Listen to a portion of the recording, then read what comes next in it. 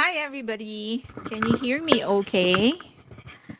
Hi, how are you? Happy Wednesday. Okay, my dog is here and he wants to say hi. Give me 1 second.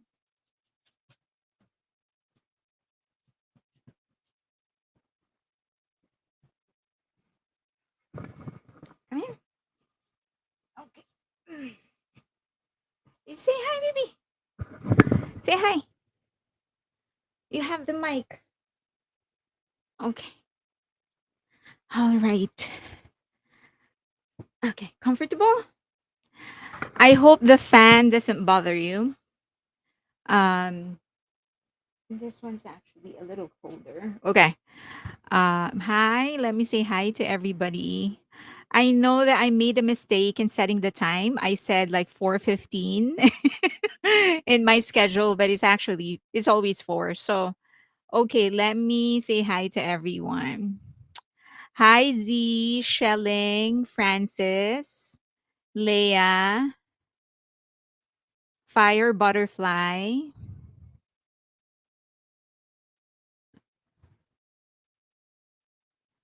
Fire Butterfly, your nick is so long. Fire Butterfly BTS Bangtan Global Creativity. It's so long. Carmi 13. But don't change it. It's cool.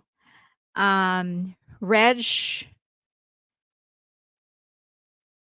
Reg Pear. Uh Nancy, Darlene, Sarah, Chrissy, Neil Vanille, Migma, OSP, Halina, Coogie from Mexico. Hi. That K-pop talk, Orchid, Carol, Shelling, Warren, Fire Butterfly, Reese, Multistan. Fire Butterfly is on Twitch. Multistan Coogie is also on Twitch. Alta, Bang Luna, Danny, Hotkey, Ray, A Brown, One Hot Sean, Drummer Squirrel, Rowella, AGL, MLB, Sinri. Hi, Angel Star. Hi. Say hi, baby. He's all better now. So his meds are done. And so I sent a picture to his vet asking if I can take him out for a game of fetch. And the doctor said, just to make sure, just let one more day pass, and then tomorrow I can take him out for his first fetch game in 2 weeks. Do you miss it, baby? Although he said I can play with him inside the house, but not outside yet. He said it's all good. It's just that he wants to be sure that it's not tender anymore. It most likely isn't, and it isn't. I checked it last night, but he said just to make sure, and I'll just follow whatever it is that he said because he knows better. Celeste is also on Twitch. Okay. Um, I need to get a Twitch account. Z. So they said that sometimes there's less lag in Twitch than it does in YouTube. Nigma Prize. Hi. Okay, so tomorrow he's gonna go for his first game of fetch. He's very excited. Although it's so hot today, I think it's getting hotter, not getting better. Although we're in the heat of summer, so I guess that's just natural. So yeah, I know he has been very restless the last several days. I'm trying to buy a little time because I know that I said in my initial post that it's supposedly 4:15. So I'll tell you a little bit about him first. So I he has been like getting a little restless. So you know that he is starting to feel way better than he did before. Yesterday and the other day has been like, I want to play fetch. So whenever he would approach me, he would always have his ball in his mouth. So I know that like his energy, he's just waiting for it to like waiting to exercise and to play. So, but as I've said, I decided that I am going to just follow the recommendation of the vet and wait until tomorrow to play with him. And it's gonna be better. I'll try to wake up early so I can take him to the park very early in the morning before the heat actually strikes and stuff. So Han Nguyen, yes. Hi, Debbie. Hi, Z. All right. So we have a lot of things to talk about today. Lots of exciting things. And because I'm able to concentrate on this, I'm also able to plan in advance the topics that I will be discussing. So what I posted, I said that this Friday, I'll do a Friday for the paid subscribers on YouTube, and we will. And I already have my topics in place, so we're gonna be talking about, because I'm very excited for this Tiny Tan collaboration of BTS. Oh wait, I need to go live on Instagram. I keep on forgetting to do this. Okay, all right. I think I'm live on Instagram. Okay, so I keep on so I will be so I decided to pull some numbers, send some emails just to see if we can actually compute how much they're going to be earning from it and how much they earned from their last partnership. And then that led me, and since I was calling like some retail friends, I thought, well, might as well ask for BT21 as well. So okay, so we'll talk about that. But that would be for members only because that is going to trigger a lot of people. So we'll do that in the members only. So today we're gonna be talking. I know Tiny Tan. The only thing I don't like about it is the fact that I don't usually I can't even remember the last time I oh no, that's not accurate. I was gonna say I can't even remember the last time I went to buy food in a fast food. That's not correct. Because I do often buy French fries. Because that's my favorite thingy. That's my poison of choice. And so, but outside of French fries, yeah, I haven't. And McDonald's is usually not my first choice in the French fries. So with when it comes to French fries, and also I do like the coffee in McDonald's. So if you actually, it's odd because I would rather have coffee from 7-Eleven, Dunkin' Donuts, and McDonald's than all the other than all the other like expensive coffee shop out there. Okay, so magandang umaga, Joe. Okay, so I'm excited about that. So we'll discuss that further in my in the members only live. And then somebody requested some more numbers for brand influence of BTS and other K-pop stars. So I generated all of that, and I'll present like a bit more detailed thingy. Now we won't be able to discuss all of that in one go, but we'll finish everything we can finish and then discuss the rest in another day. Okay. Jollibee has the best friends. The best fries.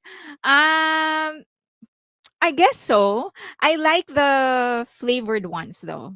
So I like Popeyes French fries. They're curly fries. I like that. And then I also like the curly fries of Jack in the Box, that I like. So I would usually, like, if my friends are gonna go out for fast food, I would usually just buy French fries and I'll be good with that.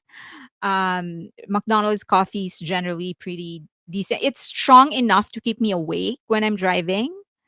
If it's a long drive, I definitely have to get coffee from McDonald's because it's really strong. So it works on me, or I think that's the best way of putting it. It works on me. It keeps me up. So all right. So let's go. What do you want to talk about first? Do you want to talk about German charts?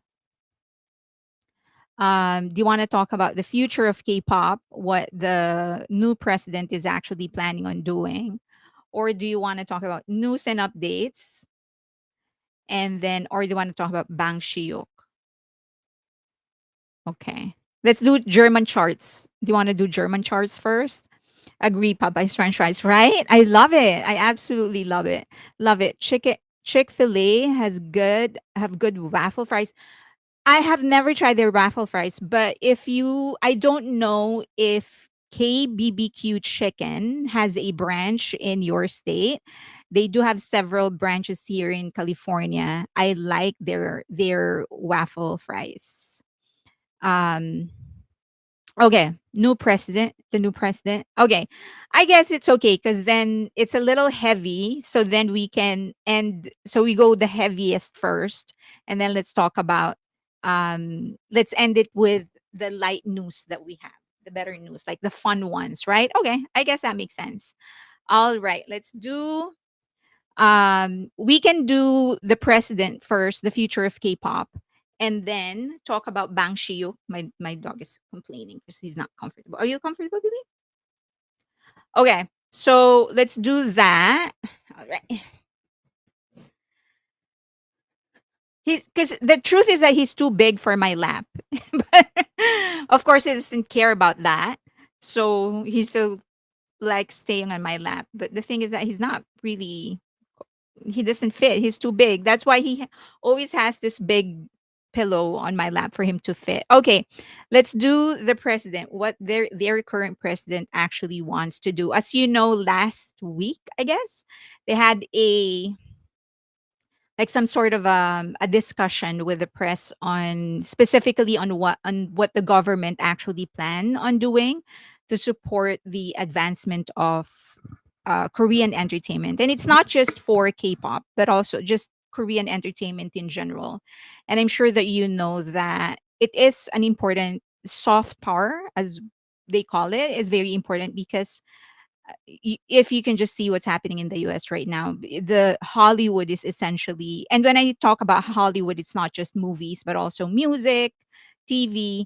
Hollywood is some sort of a publicist for the US. They are the ones that bring the word about the US to other countries to make us sound and look more attractive and stuff like that. And he recognizes that their government has been recognizing that consistently, regardless of who is in power. Um, can the Friday lives please also be at 4 p.m. PDT? I guess it can. It can. Yeah. I just thought of doing it earlier because then I thought like just to try it out for people. I guess it can. Thank you, A Brown. Okay. Um, so they've been recognizing that for a while now. In fact, if it wasn't for the support of the Korean government when they were liberalized in the 80s, or you can argue 70s, K-pop and the Korean entertainment wouldn't be what it is today. So it was because of the infrastructure that they provided and the budget, the money that they gave and lent to investors and to entrepreneurs that actually helped Korean entertainment move forward and move faster. And it has paid off. You know, without all of that, we wouldn't have BTS. And that's just the truth of the matter because they wouldn't have the platform that they used in order to get to us. So it is very important. And if there's anybody who knows that more than anybody else, it would be US because as I've said, Hollywood has become America's publicist to the world. Okay, so in this summit, he discussed several things. He was joined by two members of Twice, Gio and Jonghyun. And okay, so um the I guess as we discussed this, one thing that he repeatedly emphasized is that no matter the kind of support that his government provides for Korean entertainment, he's not going to interfere. So what he's essentially saying is that we're going to provide you the financial support, the infrastructure, the legislation that you need and regulations, but we're not going to interfere on how you're going to be doing business. Okay, so that's what he is guaranteeing. Now, whether or not his definition of interference is the same as ours, that's a different story altogether.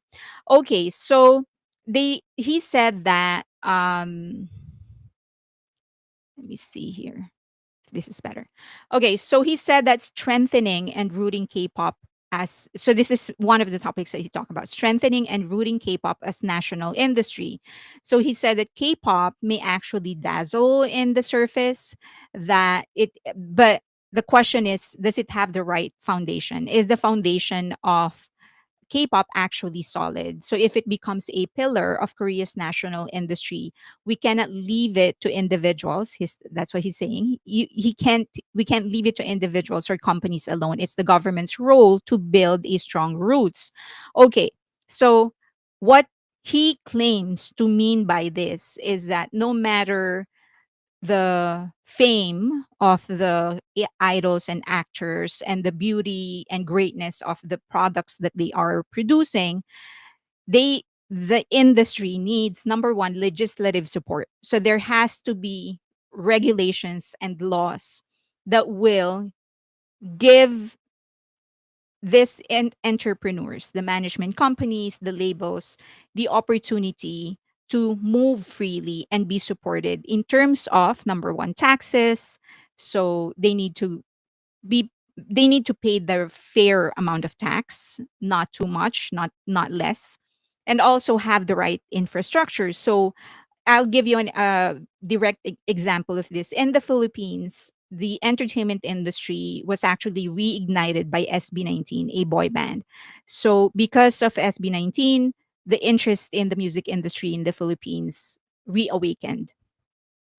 But SB19 is getting the right, not getting the right amount of support. So even if, for example, they want to hold events in different parts of the country, it is extra difficult because there's so much red tape. That's one. Second, technology isn't there for them to properly uh, promote in other in remote areas, and so they're stuck either doing it on ground, which is not very practical, meaning they actually have to physically go to a place to introduce themselves. In Korea, because they have a great technical infrastructure, their internet connection is fast, everyone has access. Essentially, they can promote from Seoul and then just go to different areas to do a concert or to do a show. In the Philippines, because we don't have that strong infrastructure in terms of internet connection, venues, then if SB19 wants to promote to remote areas, they're going to have to do that in person. So that's the kind of pillar he's talking about. The industry has to be supported. So right now, a lot of infrastructure is concentrated in Seoul and like maybe Busan, a little bit in Jeju. And what he's saying is that they need to do better. They need to provide infrastructure to more areas. The Ilsan project, I don't know if you remember that this is the stadium that they were building supposedly that was going to that can accommodate like 60,000 people. It's a real stadium, and those halted. It had the budget and all, but for some reason it nothing happened. So that those are the things that he's talking about. And of course, when it comes to budget, because if you are a new agency in or a new management company, you need capital. So you need to be able to borrow money from the bank in order to expand. One of the greatest misconception about businesses is that if you're expanding, you're using your money. You're not. You're actually borrowing. So there's not a single successful business person who's used their own money to expand. You would always borrow from well, I guess I'm exaggerating. Probably there are exceptions, but most of the time they actually borrow money. Okay. So I hope that's clear. That's the kind of foundation he's actually talking about. Okay. Next, he did say that government support without control. So again, this he is promising that they are going to provide regulations. They're going to put, sorry, they're going to um, solidify or put in place certain regulations in order to protect the business. They're going to provide venues in other places. They're going to provide them any kind of support that they need. But he is saying that he's not going to control or influence the industry. He said that support and cultivation across the full spectrum of the arts, including the fine arts, are essential. Without a strong foundation and cultural industry, is a castle built on sand. Opportunities must be evenly distributed so that new talents and products can emerge. He is known for this. Okay, he's known for always emphasizing even distribution. Okay, so but what when he was talking, what he was essentially saying is that number one, it can't just be mainstream pop. It has also to cover traditional art, right? So I don't know if you would remember, but I talked about South Korea having I can't remember the exact terminology, but they are the bastions of traditional culture and traditional art. So they would appoint somebody, and that somebody will get some allowance from the government. And then their role is basically to help the government programs when they go to schools, when they go to different events, and they teach specific areas of their culture. So from cooking to the clothing that they wear to the musical instruments. So they go there is a section in the government that is dedicated to going around the country giving lectures and giving classes to young kids so that they will be in touch with Korea's traditional culture. Outside of that, they also go around the world to provide festivals and classes. Most of those are for free. And so they have ambassadors basically. So they get appointed, and then their job is to kind of help the government make sure that the culture of Korea is steadily growing and adopted. So he's saying that, okay, we'll provide support for K-pop and for pop mainstream movies, but not just that. He's saying that they want to include fine arts, as I've said, traditional Korean culture and traditional Korean art. The other thing that he emphasized is that he's kind of implying that a big, of course, bigger companies, specifically the big four, they have an advantage when they are filing for loans, borrowing money from the bank when they want to expand, when they want to purchase companies. And he said that we have to distribute this evenly. While it is good that these companies are getting support, we also need to give support to the lower or to the smaller agencies. So that is what he was talking about when he said evenly distributed. Okay, next. Let me know if you have questions. Okay, next. So that's what he said. So the government must not interfere, but should provide support like watering a plant so that creativity and competition can flourish. Okay, next is K culture as a national engine. So he has a bold goal, an ambition. He said that he wants to make K culture a 300 trillion worth industry or 215 billion by the end of his term. So he said that, okay, we have somebody on Twitch that's spamming. So to those that are on Twitch, can you please just block him? Subversive primitive something. He's spamming he's gonna spam you. So if you can just block him, everybody on Twitch, please. Okay. And then I'll look into how we can block people like this. All right. So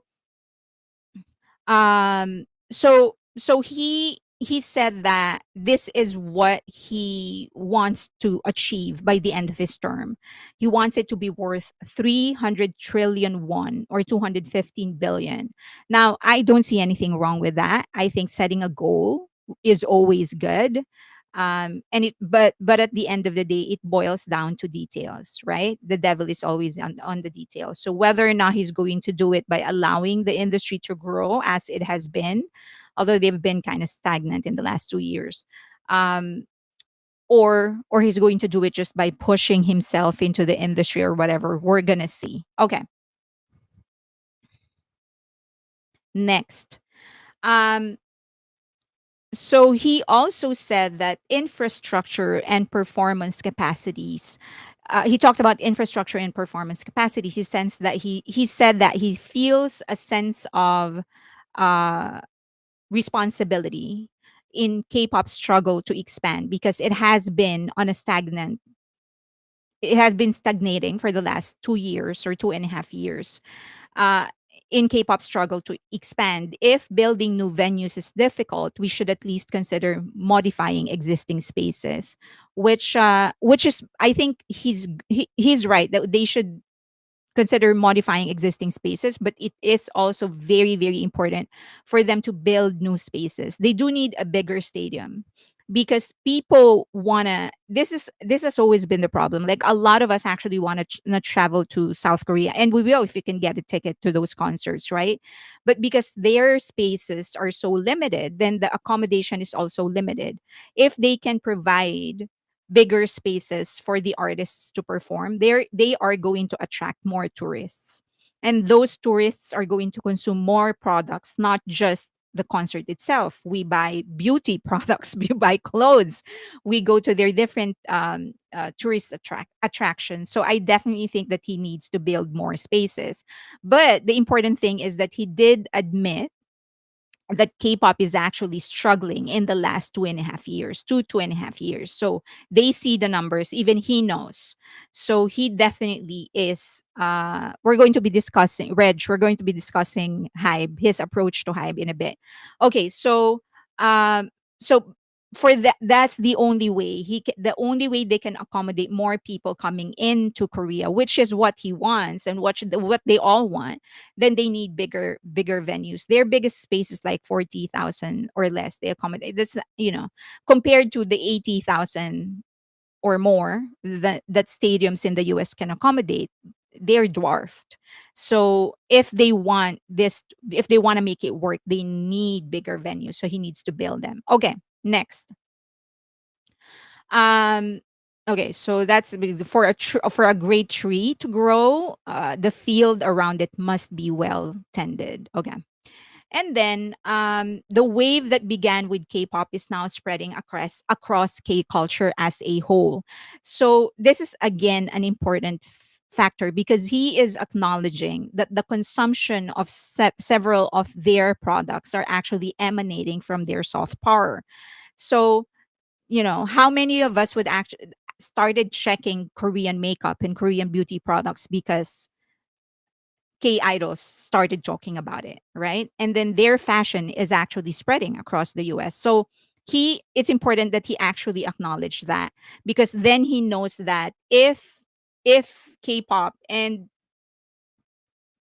Korean entertainment stop growing, then other industries will actually get affected. Okay. Rather than relying on conventional surface level investment, we will rebuild cultural policy from the ground up so that culture can become a central pillar of the Korean economy. Meeting people's cultural aspirations will be the key task for the future, and we intend to be among the first to reach that goal. This is kind of this is where, to me, it kind of started becoming sketchy, because when he talks about building it from the ground up, that's essentially saying, okay, everything can now be, all the regulations and the policies that help Korean entertainment grow, it's open to be dissolved so that he can create his own mark. And he likes doing this. He likes creating his own mark. He likes starting from scratch. If you look at his track record, this is what he usually does. He would usually dismantle existing programs and regulations, and then he's going to build his own. So, it got him where he is. But then again, that we're going to discuss his track record, and we're going to analyze, like, where are you going to take K-pop or the Korean entertainment industry in general. Okay. um so he said that they are going to invest 210 trillion won over 5 years across national future strategy sectors, which include cultural industries. That is his commitment. 210 trillion, he said. And he has a broad 5-year cultural strategy that will reinforce Korea's global cultural status and establish a sustainable digital media ecosystem. He did not distribute that 5-year cultural strategy to the media, but he said, I think they got a summary, but he said that the plan is for their cabinet members to actually look into, okay, and implement. All right. The administration is rolling back prior tax. So this is where um, things are starting to get muddy. So one of the first moves that he did is to roll back tax cuts, and he raised corporate and stock investment taxes. And he said that it is going to boost the revenue of. Do you want to go down? Okay. Say bye. Say bye to everybody first. Say bye to everybody. Say bye. Say bye to everybody before you go down. Say bye bye. Bye. Say bye bye, baby.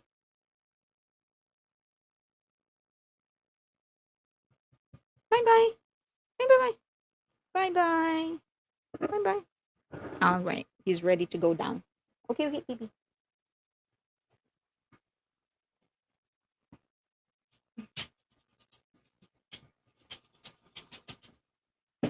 Okay. Um. Okay. He's going back to his to under my bed. That's where his favorite bed is. All right. So the problem is that, oh, I guess to some people it's not really a problem depending on the economic principle that you believe in. But he rolled back prior tax cuts and corporate and stock investment taxes, and half treat and half ticket for fun. Thank you, Angel Star. Thank you. Okay. Oh, I keep on forgetting. I'm doing an accounting of all the contribution to his ticket to his travel fund. Okay, so the administration is actually rolling back prior taxes, and so he said that it's going to because that goes back to the government. That's how the government earns money, right? He said that he's going to use that money in supporting back uh, the different industries, including K-pop. And he said that the rollback would actually amount to 2.6 trillion won in 2026 and 5.6 trillion won in 2027. So he's hell bent in doing that. He doesn't want any more tax breaks for the rich, quote unquote, the rich. The okay, so how is that going to directly affect K-pop entertainment companies? So this is what we're talking about. Now, first going to hopefully seamlessly go from here to talking about HYUK in specifically. So obviously, HYBE, SMYG, and JYP will slightly see reduced margins because of increased corporate tax rates. And when your margins are decreased, then of course you don't have, of course, your ability to reinvest your money is going to decrease as well. So that could influence that. There's less money to reinvest. And also it could influence dividend payouts to stock owners. So if I'm investing, if I'm not getting the dividend, that kind of dividend anymore, I'm just gonna go somewhere else. And then Korea actually has a large base of retail shareholder, including many fans. So these people, you can argue that it's not about the money, it's just about them supporting their favorite acts. So that could go that might mean they might not care about the dividends. So, but of course there's also higher capital gains or transaction taxes may discourage short-term speculation. So there are investors, those that are playing the market actively, so they're trading daily. If they're going to see a decrease in their income, they're not going to invest in K-pop anymore. And so because they're not getting their money back. And so that is the reason the stock market, specifically of the entertainment industry of Korea, has been so volatile in the last 3 months, last 2 months.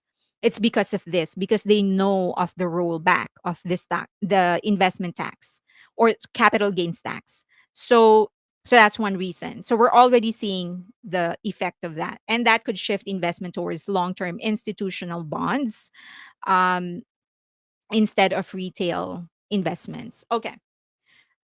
And also, higher taxes might make Korean equity slightly less attractive globally. Okay, so we're getting really deep into the economics of things. But their equity is the it's like their it's a stock, but it's a stock for of the government, of the US government. So instead of buying a private stock like Apple stock or Microsoft stock, you're buying the stock of of the Korean government. So that allows them to have money, and then that money grows, of course, as they reinvest that. And then whoever is the owner of the stock will eventually get an increase of their bonds or the equities that they have. I hope that's a little, at least a little clear. But if the return is lower, then it's less attractive to me. Why am I going to buy your equities if I'm not getting the kind of return I used to get anymore? Okay. So I hope that's clear. Um, the own now his argument, so all of this has been presented to him already, and his argument is that, well, we're going to be reinvesting the money anyway back into K culture infrastructure. Long-term foreign investors then will actually be able to see, they will see the advantage of that, because we're making the industry better. So if only for that, then long-term investors will come in because they know that we have a bigger vision for the Korean entertainment industry. That is his counter. Okay. So how does it indirectly affect the Korean entertainment industry? 5 years. How long is the term for the president actually supposed to be? The last several presidents haven't lasted a full term, have they? Moon actually lasted 5 years. He just lost the re-election. So he indirect effect K culture expansion. So you can expect state-backed grants or subsidies for cultural companies, especially those with global reach. So because of this, because they have more money, because they cut the tax, right? They cut the tax break of bigger corporations. Then they have more money. The government will have more money. And so they can lend that back to the corporations, supposedly. And not only that, but they will also, because if it's a tax break, whoever has a tax break will be the one that will enjoy the benefit, right? But if it happens this way, where the government is getting the income and it's the government redistributing it, it's not just the person who has a tax break that will enjoy the tax break, but also other smaller companies. So that is his argument. That's why he's doing it this way. Okay. Investment in venues, reviving or adapting projects like the Ilsan Arena benefit concerts. So he said that whatever money he's going to get because of the taxes that he is reimposing, he's going to reinvest in concerts, also venues and festival places. Okay. But they lend it to the proven failures. We will talk about that in a bit. Okay. So let me know. I know it's a lot of economic talk, but that's why you come to my channel, right? Government funds targeting AI cultural industries could support. Now, he's also saying in that talk, he also said that they are going to start really increasing their investments in AI, the metaverse, NFTs, blockchain, cryptocurrency. Previous governments have been iffy about it. Not that they have made it illegal. In fact, the last government, Moon, actually was the one who first legalized investments in cryptocurrency. But then the previous one, the one that was just ousted, he was a little iffy about the this part of the technology. But this one, he is saying that no, he's going to embrace it. He's going to actually start encouraging many entrepreneurs and supporting entrepreneurs that will venture into this AI, metaverse, NFTs, virtual, all of those things. Okay, so they and the government will start funding those projects. Now, the short term versus the long term impact. Short term, then there's going to be less income for companies that are operating right now, because instead of getting the tax break, they will have to pay it back to the government. So less income for them. Again, the retail investors may pull back because they're not going to get the same amount of money that they used to get. And companies would tighten budgets temporarily while waiting for subsidies. So projects will be halted.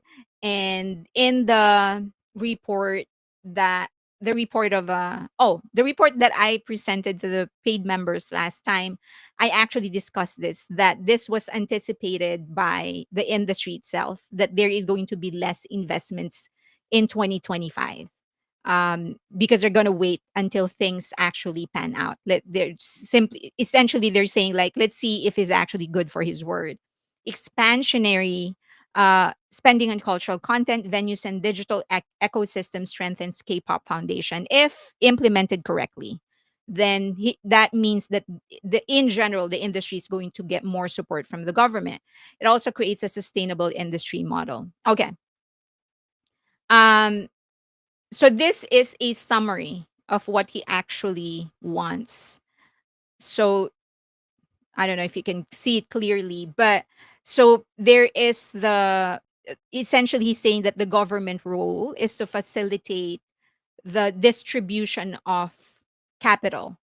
So he wants to make sure that it's not just HYBE, SM Entertainment, YG, and JYP that are benefiting from the growth of K-pop, but all other companies who want to come in as players as well. He wants to make sure that they get the support. And the way that he thinks he can do that is by cutting the tax break of the big corporations and giving those tax breaks to smaller companies. Okay. So that's the summary. Quote, it's all about me.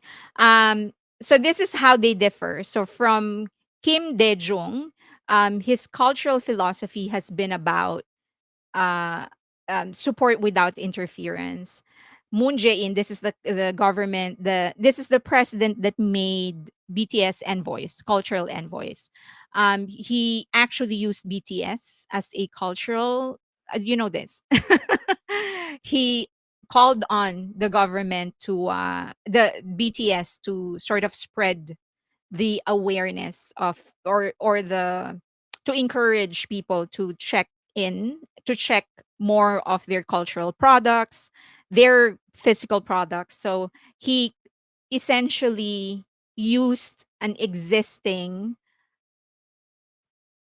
ambassador to grow the industry. That was his strategy.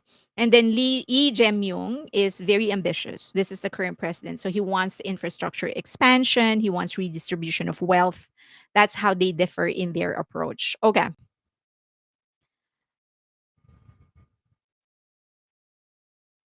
Okay. So now the question is, can they actually interfere? In principle, what he's actually saying, and this is true for most promises of politician. In principle, they sound healthy, they sound correct. It is never wrong, never ever wrong to try and look for ways to help new entrepreneurs. And being a small entrepreneur, I know that it's very, very valuable for us to get the support that we need. Otherwise, we're not going to grow. And this is what he's essentially saying. He's saying that I want to make sure that the distribution of opportunities is the distribution of opportunities will be improved. That's not wrong at all. Okay. What this principle misses is the reality of the matter. Okay. So there is the ideal, in an ideal world, this is what should happen. And then there's the reality of the matter. So let's just see, like, if we want to be negative about this, can the SK government interfere with K-pop? Yes. Now, one way is by deciding who receives the support, because the state will actually influence what who will get the opportunities, right? And the thing is that if you have if you have pe- just because someone wants to build a business and wants to put up a company doesn't mean that they have the skill to actually do it. um I can, for example, be ambitious and say, I'd like to go to South Korea and put up my own company, and I'm going to train artists, and I'm going to be more equitable and more fair to trainees. And that is the ideal scenario. The truth of the matter is that if I go there, it's a different ball game. Having the ideology, having the idea is way different from actually applying it. And when it is up to the government to decide who will get those grants, the grants that you are taking away from already successful, already existing businessmen, that's a risk. I'm not saying that it shouldn't be done. I'm just saying that this is the risk that they should take, that they will be taking. Let me repeat that. Essentially, what you're doing for the big four, for example, because this is something that we all know, High, SM Entertainment, JYP, and YG Entertainment, they are already successful. They've already proven that, right? They've already proven that. And and so whatever money they get, sure, the executives, the owners, the chairman, the stakeholders are getting richer. Sure, that happens. It's a capitalist country and it's capitalist rule. But also, because we know that they are already successful businesses, it means that there is a higher likelihood they're going to be putting that money, that tax break that they got, back into the business, and that's going to translate to employment. Okay, more people are going to be employed, more products are going to be bought, blah blah blah. Okay, now, because you're taking that away from them, there's less money for them to reinvest, and you're putting it into someone else. Let's say Fairlane, like me. I have no track record. I just have a business plan. And because I'm new, you're going to give me a break.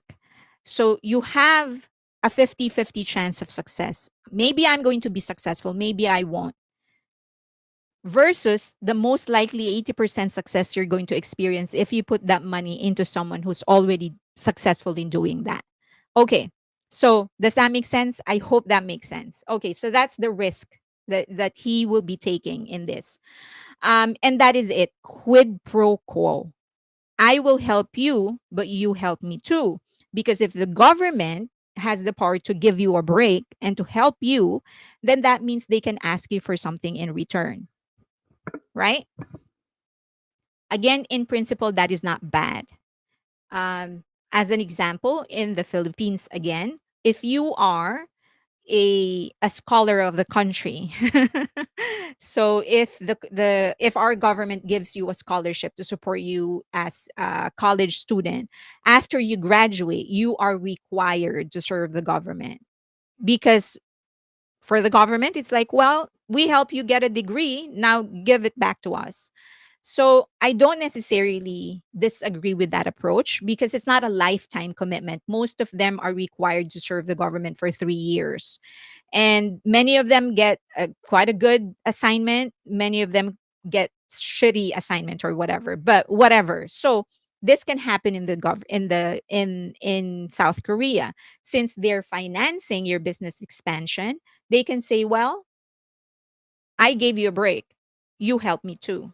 Okay. And for me, anytime the government impedes on private businesses, that's never good. The government should stay out. That is just my principle. The government should stay out of private businesses. Of course, there are regulations, but essentially, they should stay out. Then they can also influence contracts, impose rules on working hours, payment, transparency, and artist protection. Because now they're providing all of these facilities, they're hyping up, which they have done in the past. But because this specific president is saying that I want to start from scratch and re-evaluate and revisit the book, what's in there, what are the laws. And so that, because he likes making it about himself, and as I've said, I'm going to show you some of it in a bit. There is a danger, and because he likes positioning himself as a man for the masses, man for the poor, then he could highly skew the regulations, the laws, the contracts to favor the artists. Again, nothing wrong with that in principle. All right. Just want to emphasize that. I'm not saying that is wrong. Artists should get more. That is I'm an artist too. So yeah, I would say I should get more.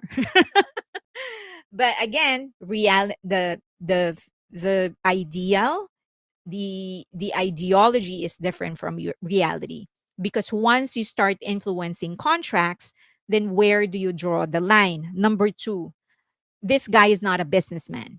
Far from it.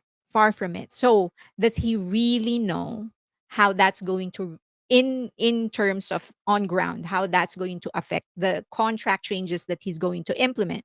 Does he actually know how that's going to affect um the the businesses? So I'll give you an example, and I will be discussing this in the members only live stream, but this is a teaser. One of the things that have happened here in the US is that artists are demanding a higher cut. So I showed you last time, I think it was you, not the members only, that they actually increased their share from 20% to 34%. Most, so by average, artists are getting 30% of the gross back into their pocket. Not to into their pocket, not back into their pocket, into their pocket.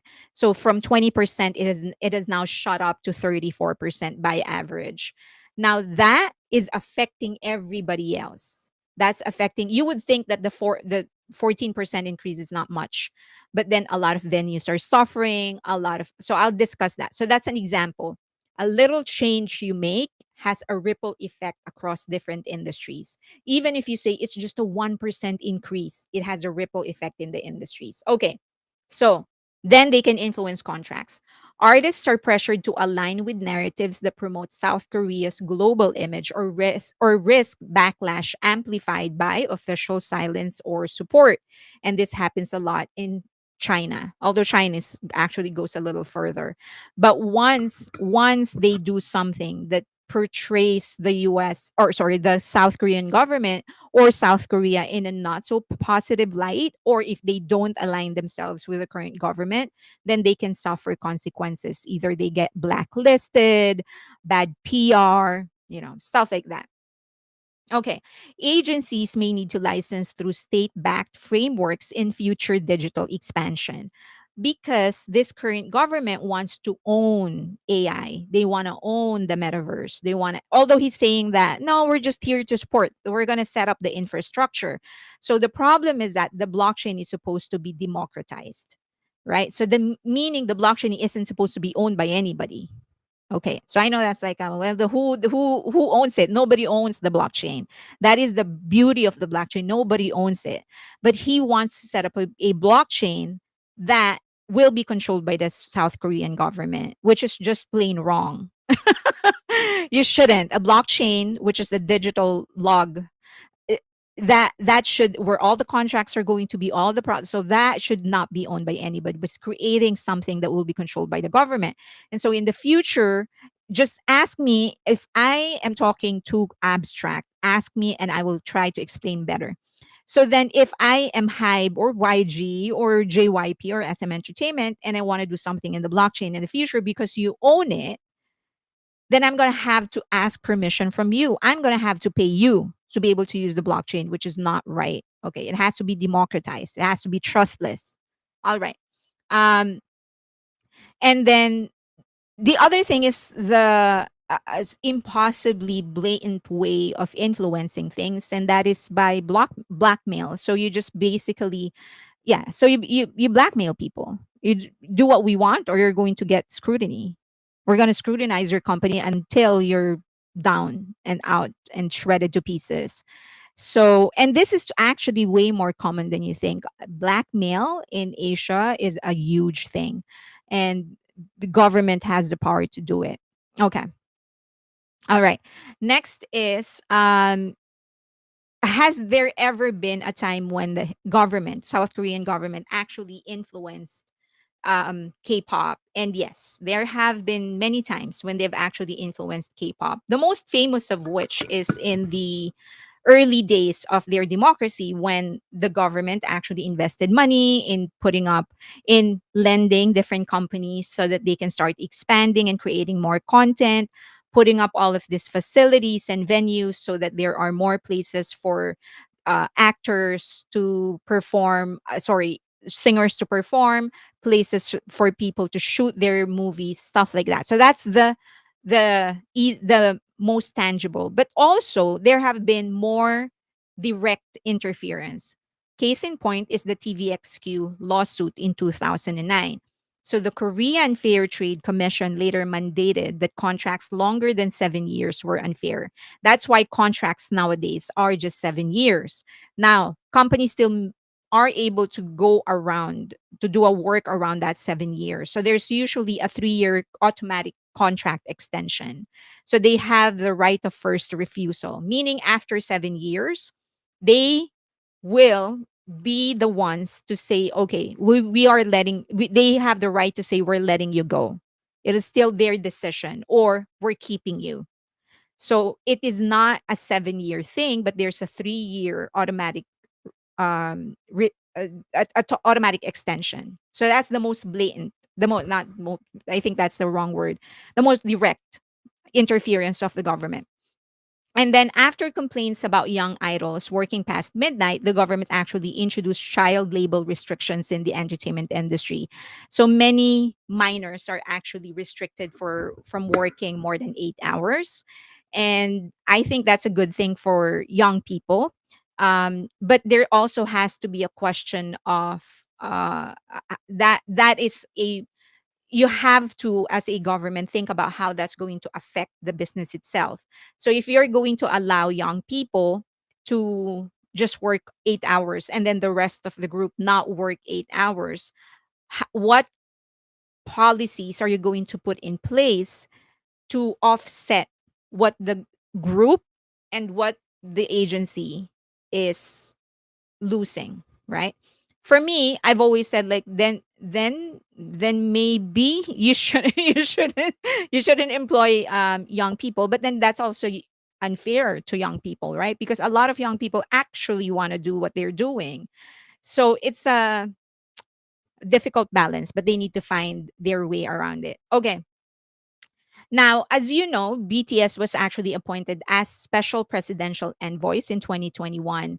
And that shows how the government can leverage their image, or an idol's image and diplomacy, to their advantage. I don't think, just to be clear, I don't think there's anything wrong with asking any idol, or BTS for that matter, to help your government do something. So for this, for example, they were chosen to speak at the UN, call attention to what's happening in the artistic and the art industry and young people. I think and mental health, I think that's healthy. But we cannot guarantee that those are the only things they will be asking idols to do. Now, that actually leads us into Bang Shiyuk. As you know, he returned to the South Korean government, and the first thing that he did was attend the presidential appointment ceremony. So he was invited after all the harassment that he has gone through. The government actually invited him, and yes, he was the only entertainment chairman of the of the big four who was actually attended. And usually in South Korea, you can say no to invitations like this.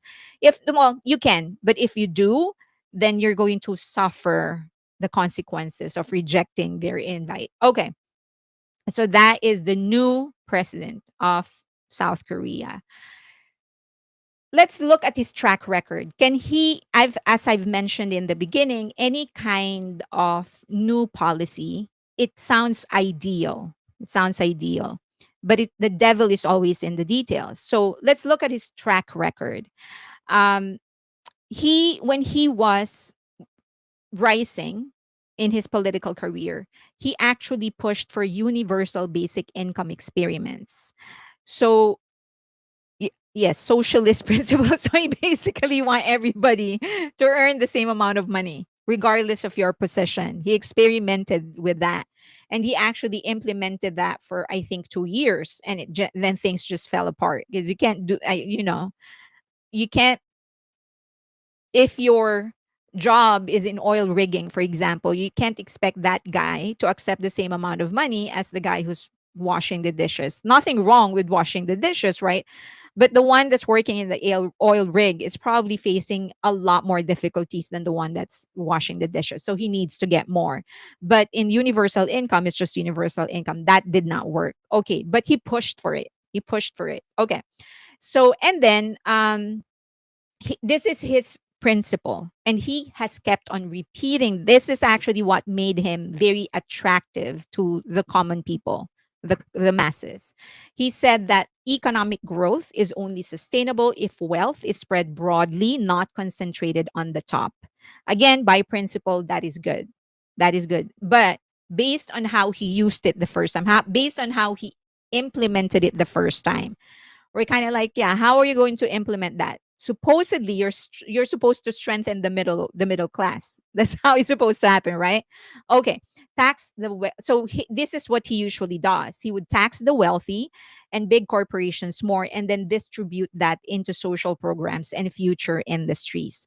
And I've discussed how that is difficult because essentially you're putting your money on someone who has not proven anything yet. Okay, he is a populist, correct? So he is a populist, correct? Yes. He often brands himself as the common person, the champion of the common person, and he is against chebbles and ultra rich. Has he done anything? Has he done anything to take away the privileges of the chebbles? No, but he keeps on saying it.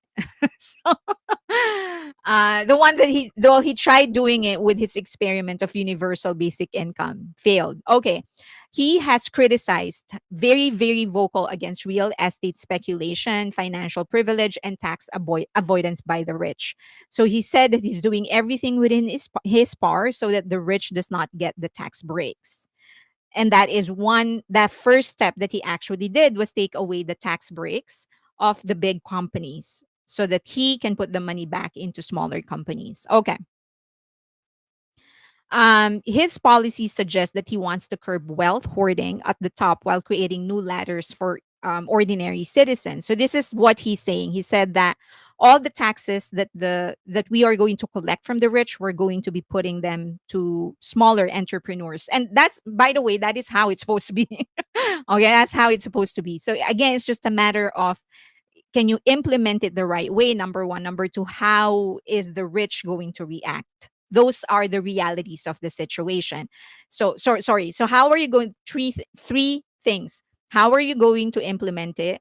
Number two is, how is the rich going to react? And number three, how will the lower segment actually utilize that opportunity? Because giving handouts does not work at all. You have to prepare people. If you give a house, I don't know if you know this, but it's like a lot of people.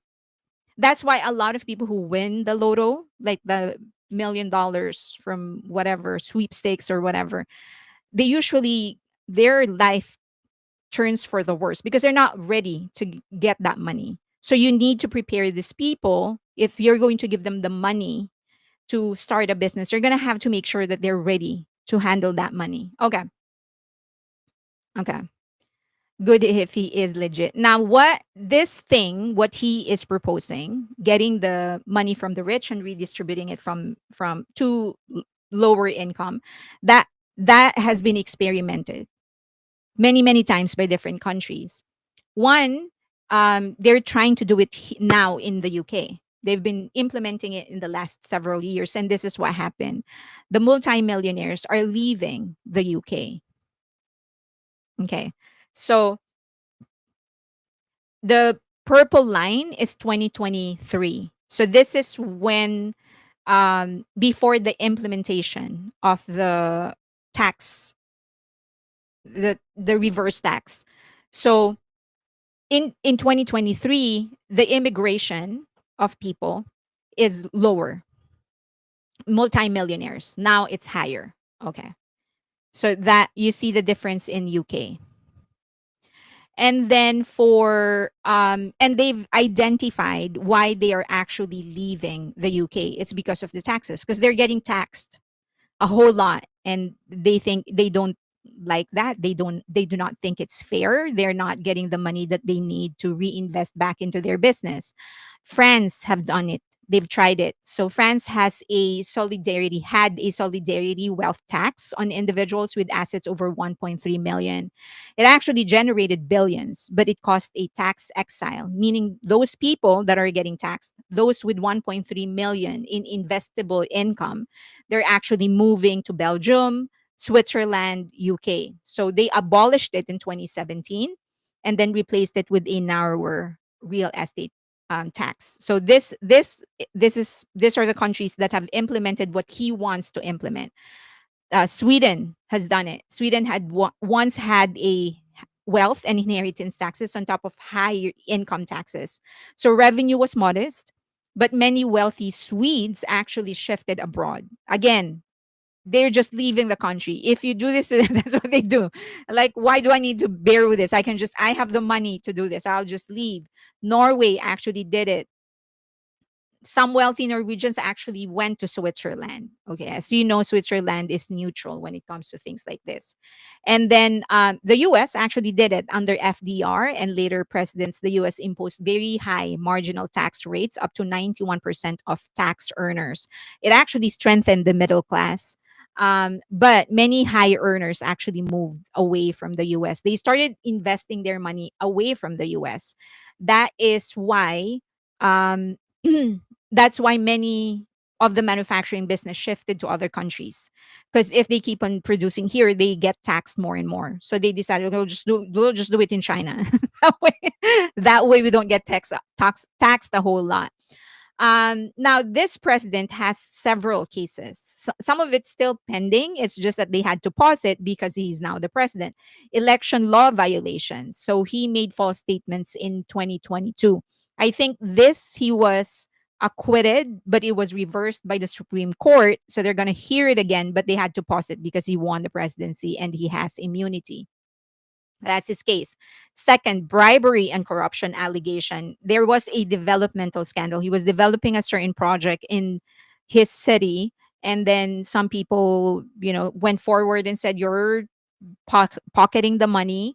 And I think it's the same thing. They had to pause the case because he is the president. He has immunity, and then he is accused of misusing public funds and North Korea fund transfer, and they have records for this. Again, they had to pause this because he has immunity as a president, and he also refused to testify and pay court fines. Okay, so he did not want to pay the fines being imposed by the court. But so while he has all of this pending cases, this is his project, corporate crime crackdown. That's what he promised. He said that all these people taking advantage. Oh, sorry, another country that has tried taking taxes from the rich, taking money from the rich and distributing it is Japan. And they're probably the most successful thus far. So they call it the state directed capitalism. So it's just that it's still a free economy, but the government is sort of dictating where it's going to be redistributed. Japan actually has one of the lowest levels of income inequality. So they're the most effective. But the growth has been stagnant since the 1990s. And the current pandemic, their economic sufferings, they haven't recovered. So it's starting they are starting to feel the effect that other countries have felt before, because many of their millionaires are just leaving the country because essentially their money is being used to repair the damage that the pandemic caused.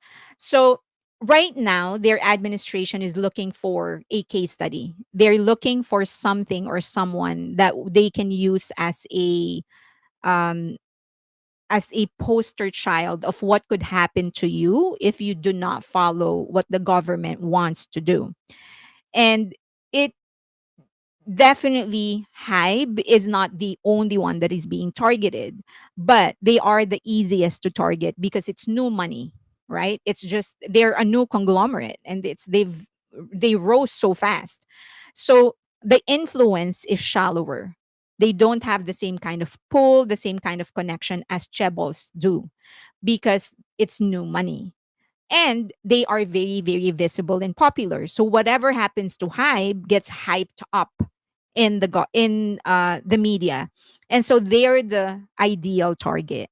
Now they could be setting their sights on other companies as well, but because for the moment Bang Shiyuk is the easiest, they are looking at him as, most likely they're looking at him as a poster child of what could happen to you if you do not do what the government wants you to do. So that's the danger. They would most likely want a quid pro quo. I will protect you. You do what I want. You serve me. Again, nothing wrong with serving your own country. It's a question of how bad are you going to take this. He may want Bang Shiyuk and others to help spread success and make that the priority over just growing his own empire. Because if you're a businessman, that's what you want to do. You want to grow your empire. But with a socialist principle like what he has, he's probably going to want Bang Shiyuk and other entrepreneurs to prioritize growth of the whole country over their own. Okay. Take from the poor to prop up a country and you get nothing in return. Okay, so they can use BTS or other hype groups to promote his programs. Just want to emphasize there's absolutely nothing wrong with serving your own country for as long as you do not use it for your personal gain. The problem is that where do you draw the line? Where does it become a campaign for you and your party versus this is just for tourism? Okay. And that line has always been blurred in South Korea. So like China, it looks like he is expecting the country, their Koreans to make serving the country a priority over their own career. And that is the biggest disadvantage. So BTS's future will most likely is actually the it brings in the most tangible and material potential. So BTS will still be in their crosshair. And because Bang Shiyuk is the most direct way to BTS, and that's probably one of the reasons they want him back in the country and they want him to report to the Congress. They want him to talk to the president and face all of these allegations because that's how they can actually get what they really want from him. Okay. Do you have questions? That's my economics 101 to all of you. I hope I did not bore you. Take from the poor. Okay, so this is depressing. It's when you are, I think one of the it's actually Shelling that said this is depressing. No, Reese that said this is depressing.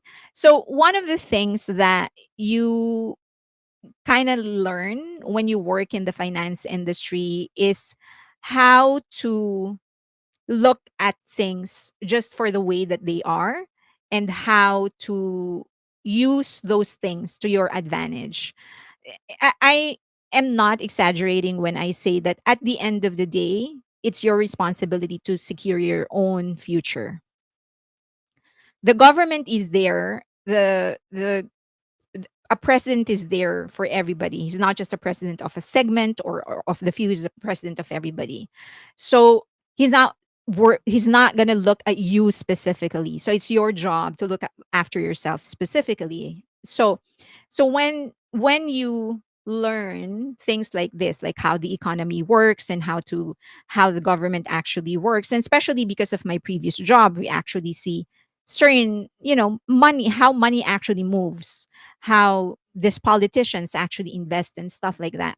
So um you got to learn how to sort of separate yourself from it and really just look at it and find ways on how to use the things that are happening to your advantage. uh that's really all you can do to secure yourself, secure your family. And then once you have that, then you start helping other people. But you can't do both at the same time almost. So what if he the the HHK, the keyword uses versus chooses. Um Pinayon say, but SK is already bleeding the tax share needed for the socialist plan. Once this goes into effect, more will leave. They won't come back. That is most likely what's going to happen quite if he keeps this up. If he keeps on pushing and pushing for taking away. I'm not just wanted to emphasize that there's the ideal situation and then there's the reality. The ideal situation is that all these rich people will just be rich enough and say, "Okay, you want it? I'm good. I'm secured. If you want to take away my income now, fine. I'll be okay for the rest of my life." That is the ideal situation, right? But that's not the reality of the situation. The reality of the situation is that most of these high earners are just going to say, well, screw you. I'm working for this. I deserve to have this. And there are countries that will have me. So I'm just going to move there. I can still sell my products in your country, but I will personally just move there. So, and that is what has happened time and time again, time and time again. So that is most likely what's going to happen. So, is there a way to fight back?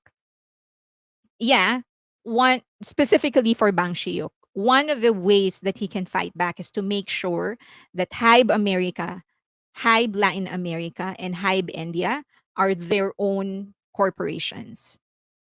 So if they are their own corporations, it's easier for him to operate from whatever country will make it better for him. He so yeah. So that's one way of doing it. Then he will have the freedom to operate from any country that will be advantageous to him instead of making South Korea a central office. Now, that's of course not good for South Korea because then income is going to be distributed across different countries. But as I've mentioned before, that's just the name of the game. If I am an entrepreneur and you're taking away from my ability to expand, I'm going to go find a place that will allow me to expand. Um, that is one way of fighting back, and that's also what other idols can do. Other individuals can do, like idols and actors and actresses. Listen to what I'm going to say next. They can set up a company outside South Korea and operate their business from there. Okay? That's one way of doing it. Now, does it mean that they are betraying their own country? No, you're just finding a way on how you can operate in peace. Because if people keep on targeting you to do this and give that, you're just growing your money. How can you grow it further if you're getting pulled left, right, and center? So that's that's just how it is. They can start making plans to set up companies outside their countries. I'm not saying that they stop operating from South Korea. I'm just saying, as a backup, make sure that they have companies outside of South Korea so that they can operate from there as well. And that is what the president don't like, as he would have no control over that. Yes, he does not want that to happen because he would not have any control over that. But I don't think he's thinking about it. This guy is just banking on socialist principles because that's how he marketed himself. He's the president for the people, take from the rich, give to the poor, Robin Hood kind of thing. So he's presenting himself as the hero. I'm going to help you through it. But that's just simply not the reality of the situation. We have proven this time and time again. 90% of business funds of the government goes to smaller business here in the US. It goes to smaller businesses. So 10% is what the is big corporation actually get from the government. Most of the loans that big corporations get, it they get it from private banks. But if it's coming from the US government, 90% of that is distributed to smaller businesses. But the rate by which smaller businesses transition from small to medium to big is less than 1% every year. Why is that? Because they're not ready. So this is the same thing that's going to happen to them. If you're simply just going to redistribute the money, then 99% of that will fail. Versus giving that money to those that have a track record of actually making it big. Then you have more chances of getting employment, giving employment to more people, and whatever. Now, I'm not saying that he shouldn't do that, but I think the first step for him is to prepare the people that he's going to be giving that money to. Right? And that's a different program altogether. So you have to prepare the small entrepreneurs, these new players in the business, you have to prepare them. So, but that that should that should be where bulk of the money should be, preparing the people that will get the money. Okay.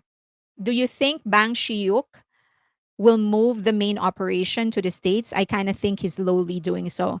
I think if he ever does it, it's going to be a long-term plan, because you also don't want the Koreans to think that you are betraying your country, right? Because they're still Koreans, and I do believe that they do love their country. I mean, I still love the Philippines. I love it to death. I would do anything to help it. I certainly don't want them to think that I'm not, like, I don't love my country. So I think in the same way, if I just put myself in their situation, I'm sure they love Korea. They would want to help Korea.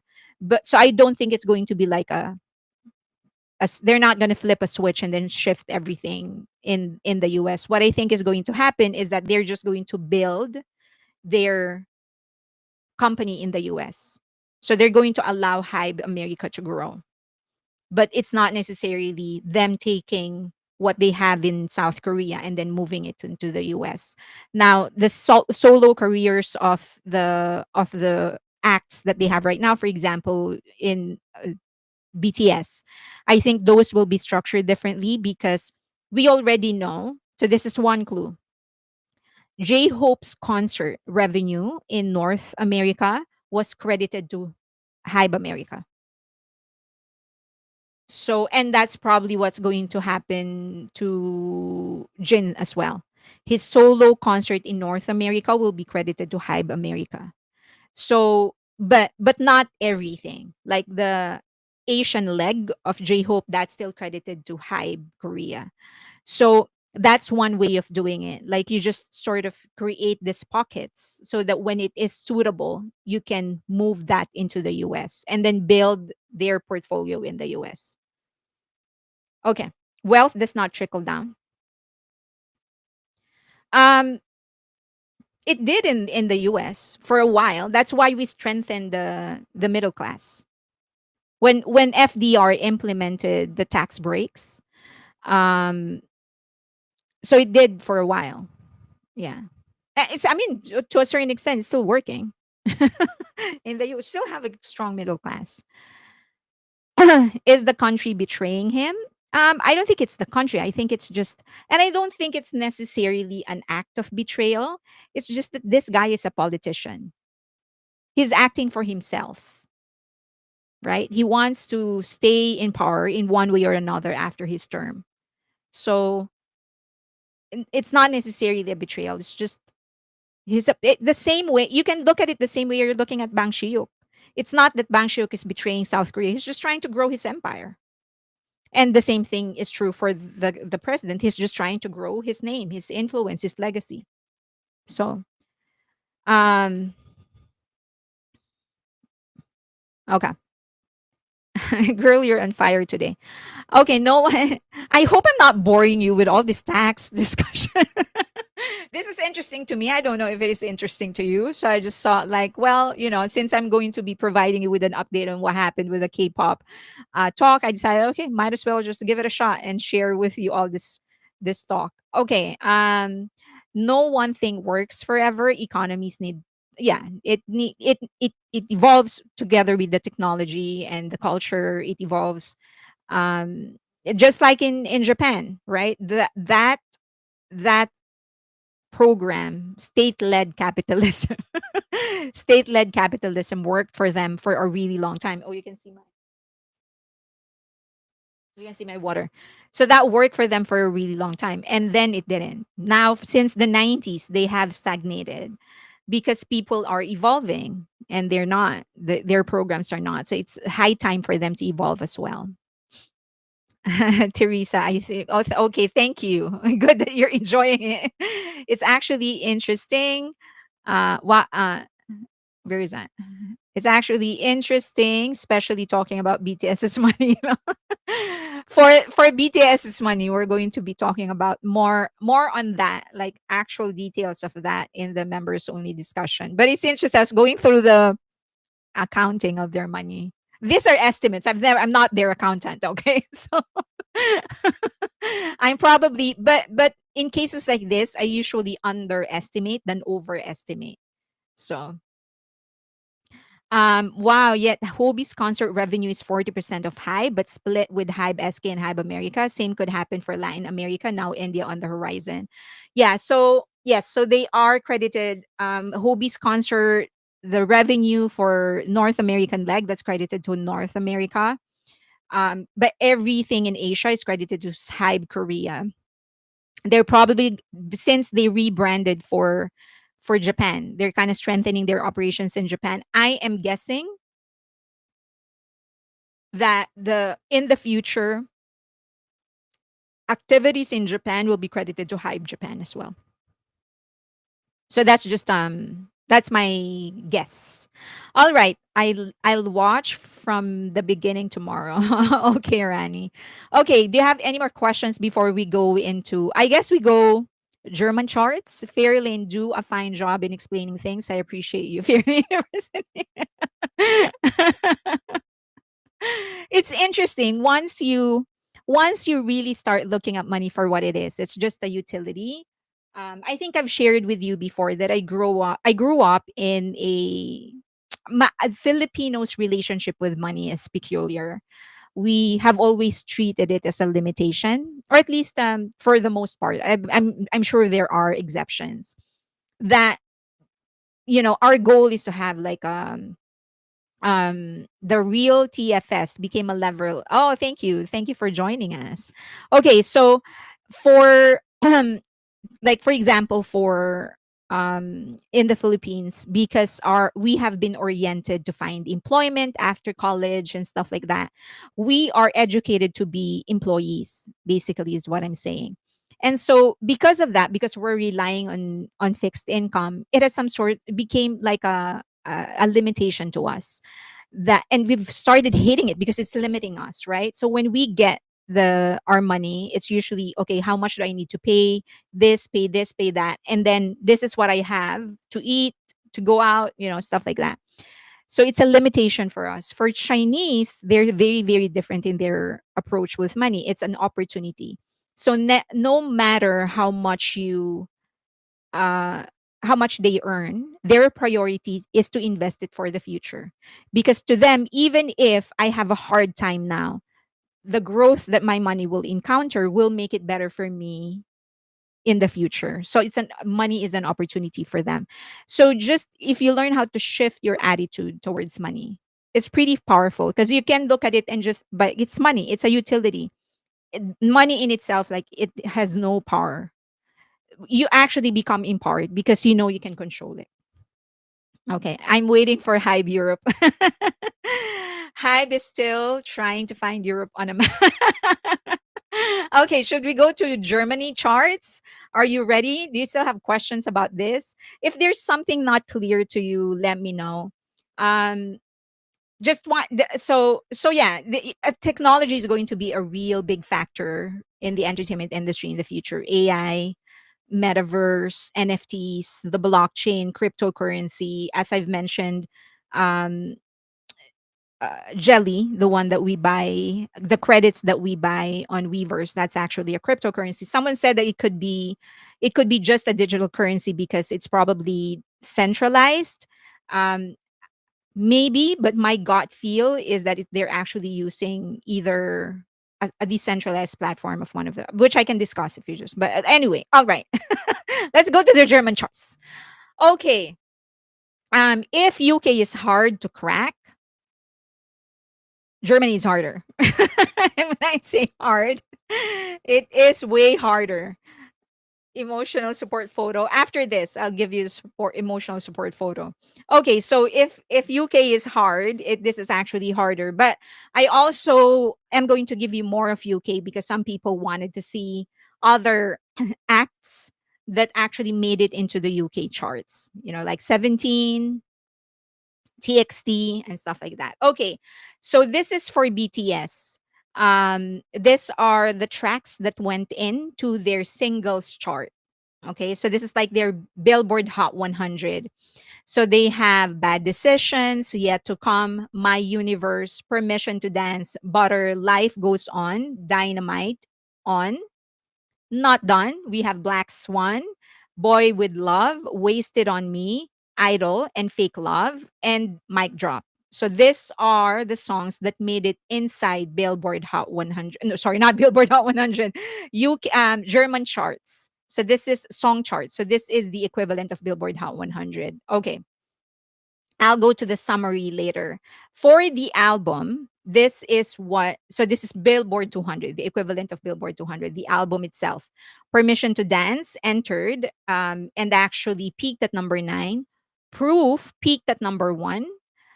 BTS The Best, which is their compilation album, peaked at number 6. B peaked at number 4. School Love Affair peaked at number 35. And that was like a really, really early album. Map of the Soul 7, The Journey, number 6. Map of the Soul 7 peaked at number 1 and it stayed there for 74 weeks. Map of the Soul 7 peaked at, sorry, BTS World peaked at number 7, stayed inside for 7 weeks. Map of the Soul Persona peaked at number 3, stayed inside for 47 weeks. Love Yourself Answer peaked at number 23, stayed inside for 62 weeks. And then Love Yourself Tear or Tear at number 17. And then Her peaked at number 26. Okay, so basically all of their albums in the last, I guess, since Love Yourself actually entered the charts. Okay, so pretty impressive to think it's Germany. All right, and then we go to Jungkook. These are all his singles that entered their 100 for the singles. So you have Standing Next to You. You have Standing Next to You, and it peaked at number 55. And then Too Much. He's a featured artist. It peaked at number 80. 3D peaked at number 48. 7 is his highest peaking single at number 12. And then Left and Right peaked at number 61. Okay. Next I'll get to August D. Okay. So Golden for his album peaked at number 6 and it stayed there for 6 weeks. Okay. Next, for Jimin, this is surprising to me because Who apparently didn't enter German charts. So it's just like crazy.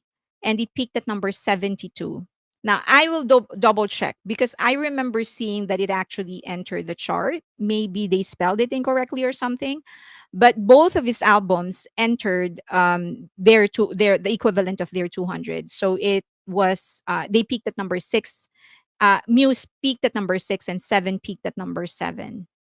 Sorry, Face peaked at number 7. Okay, J Hope. For singles, two of his singles actually entered, two of his albums entered the chart.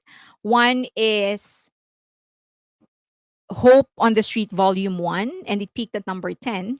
And then Jack in the Box peaked at number 29. Okay. Yes, JK. Okay. That is it.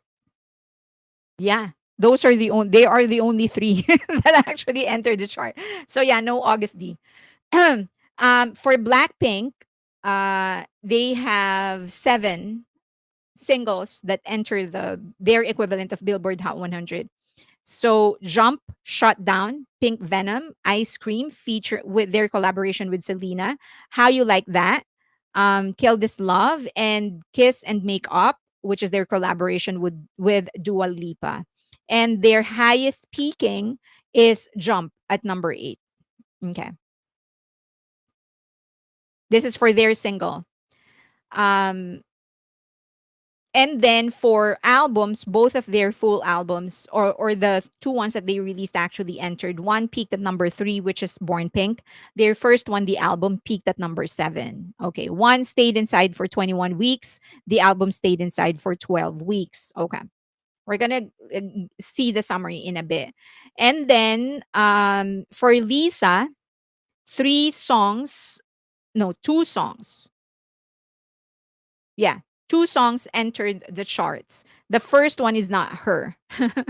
So, Born Again, which is her collaboration with Doja Cat and Ray, that peaked at number 39. And then Money, which was her single when she was still with YG,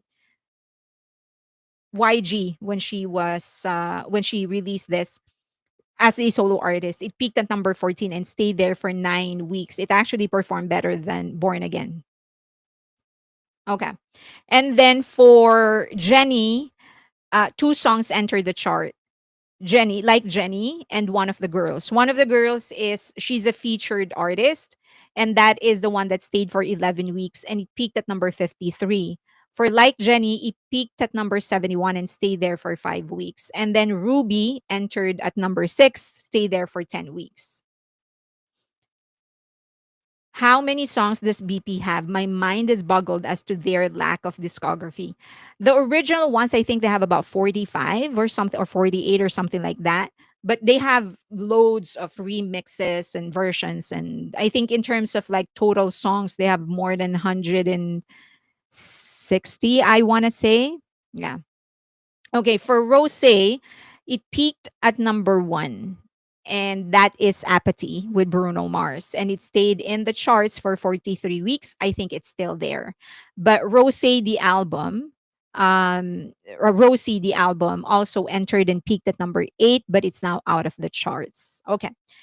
For Stray Kids, um, Chick Chick Boom is the one that entered the chart at 64 and it stayed there for 1 week.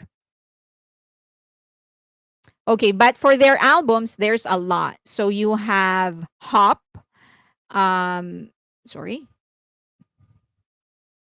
you have Hop, 8, Rockstar, 5 Star, Maxident, Ordinary, No Easy, Go Live. And their highest peaking is number 2. That happened to 3 of their albums, 8, Rockstar, and 5 Star. And then Hop entered at number 3. The longest they have stayed inside the chart is 20 weeks, and that was for Hop. Okay. And then for Twice, they actually enter the charts for albums. So they have 4. This is for Strategy, With Youth, and Ready to Be. And for their highest peaking is number 8 for Ready to Be. And that is also the longest they have ever stayed inside the chart at 5 weeks. Okay. Now let's go to. Oh, we have more. Okay. So this is for 17. Okay. For 17, these are all albums. No single of theirs actually entered the chart. So Spill the Feels. 17 is right here. 17 Heaven. FML. Sector 17 Face the Sun. Attica. 17 Going Under. And Your Choice. Their highest peak is at number 6, and that was for 17 Going Under. The longest they have stayed inside the chart was 10 weeks for FML. Okay. All right. Now we go to the summary. Okay, let's go to the summary of the the German charts. This is clearer. All right. Can you see it? Can you see it? So let's go for BTS first so that it is clearer. You see it, right? All right. So for German chart, this is just for BTS and BTS member. They have for single a total of 20.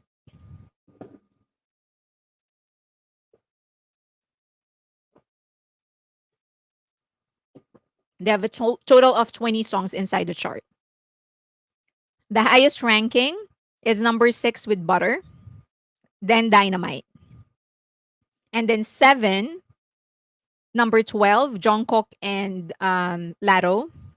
Number 13, My Universe, BTS X Coldplay. 23, Permission to Dance, number 23. On, number 36. Life Goes On, number 37. Idol, number 43. Boy with Love, number 47. 3D, number 48, Jungkook. Standing next to you, Jungkook again, number 55. Fake Love, BTS, 56. Left and Right, this is Charlie with Jungkook, number 61. Yet to Come, number 63. Mic Drop, number 71. And Like Crazy, number 72 by Jimin. And then Black Swan, BTS. Too Much, Jungkook, number 80. Bad Decisions, BTS, number 89. And Wasted on Me, number 98. So this is for just for BTS. Okay, just for the singles. For the album, it's BTS, Jungkook, Jimin, J-Hope. So those are the four that has entered the chart in the group. Proof, Map of the Soul 7, Persona, B, BTS The Best, Map of the Soul 7, The Journey, Golden, Muse, Face, BTS World, Permission to Dance, Hope on the Street Volume 1, Love Yourself, all three Love Yourself, Jack in the Box, and School Love Affair. Okay. Now, if you combine them, not C, no, not C. If you combine them uh, with other artists, with other K-pop acts, this is what it's gonna look like. All right. So this everything that in the singles chart, everything that is purple, that is BTS or the members. So the highest ranking ever is Rose with Bruno Mars for Apathy. They actually hit number one, and they have been on the chart for 43 weeks. Followed by Butter. It peaked at number 6, stayed in the chart for 13. Dynamite stayed in the chart for 29, and it peaked at number 8. And then it is tied with Jump by Blackpink, and it has been in the chart. It's been in the chart for 5 weeks. I think it's out now. Followed by Jungkook 7. It stayed on the chart for 8 weeks, and it peaked at number 12. And then My Universe, BTS with Coldplay. Money by Lisa, peaked at number 14. Permission to Dance, Shut Down, Pink Venom, On, Life Goes On, Born Again, um, Idol, Boy with Love, 3D, Kiss and Makeup. This is their collaboration with Dua Lipa. One of the Girls, again, Jungkook with Standing Next to You, Fake Love, Kill This Love by Blackpink, Left and Right, Yet to Come, Chick Chick Boom by Stray Kids, um, Blackpink, How You Like That, Mic Drop, Like Jenny, Like Crazy, Black Swan, Ice Cream, Too Much, Bad Decision, and Wasted on Me. So in total, 40, no, sorry, 34. 34 songs by one, two, three, four, 5 acts. Yep, 5 acts. So that would be BTS, Jungkook, Jimin, Blackpink, Jennie, Rosé. Oh, 6, not 5. Um, I was wondering the same after JK said they are working like in Korea rather than when he recorded in Golden. Okay, so for album, um, it is Stray Kids, BTS, Blackpink, Jungkook, Jimin, Lisa, Jennie, Twice, J-Hope. So that would be 9 acts for albums. So Stray Kids has one, two, yeah, but it is still overwhelmingly BTS. So BTS is the only group that reached number 1 for albums chart, Proof and Map of the Soul. Stray Kids went to number 2, and that they did that for 8 Rockstar and 5 Star. Golden was there, peaked at number 6. Muse peaked at number 6. Alter Ego and Ruby all peaked at number 6, also 17 going under. Okay, so that's your summary for German charts. Is there anything you want me to focus on here?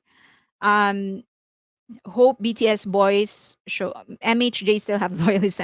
You are making me a more educated army. You're teaching us the business side of K-pop. I wonder who the 10th artist will be in Germany someday. I wonder too. Probably Maybe maybe one of the BTS members.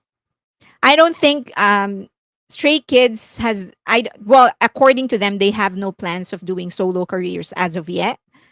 So, and then the three members of Blackpink, except for Jisoo, the three members, Jennie, Lisa, and Rose, are all there already. And I don't think Jisoo has any plans on expanding in Europe. So let's see. So that's for your German chart. Let's go back into the UK chart because I incorporated others. Okay, so for the UK singles chart, you've seen this already. You have this is their peak. I just added their peak. BTS, Jin, Suga, J-Hope, RM, Jimin, V, and Jungkook. So BTS and Jungkook are the highest peaking for this group. Jungkook and BTS peaked at number 3. That's their highest peak.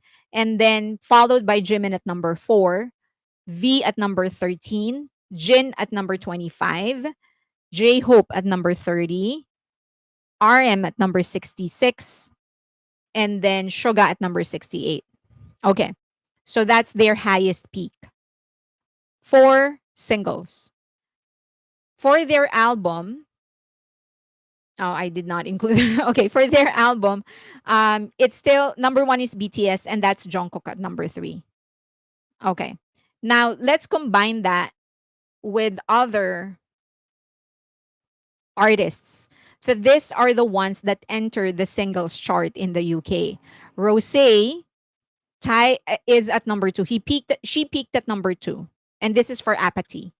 And then BTS and Jungkook at number 3, Jimin at number 4, Lisa at number 13 tied, and then Blackpink 17, Jennie 21, Jin 25, J-Hope 30, along with Stray Kids, Jisoo 38, RM 66, Suga 68, and would you believe this? Le Sserafim 83. They're the only ones that entered. So I checked aespa, I checked Red Velvet, New Jeans, all the girl groups, IVE, Girls' Generation, Big Bang, 70, all of them. I checked all of them. Outside of BTS and Blackpink, Le Sserafim is the only one that got into the singles chart. No Cat's Eye. Yeah, Apathy is always, yes. So Apathy. Um, yeah, so it's always I don't consider, by the way, I don't usually think of Cat's Eye when I think of Korean girl groups, but I should have checked them, but I don't think they have any yet. I don't think but I'll check that and then report on that if I see anything. So this is for the singles chart. And then for albums chart, uh only BTS and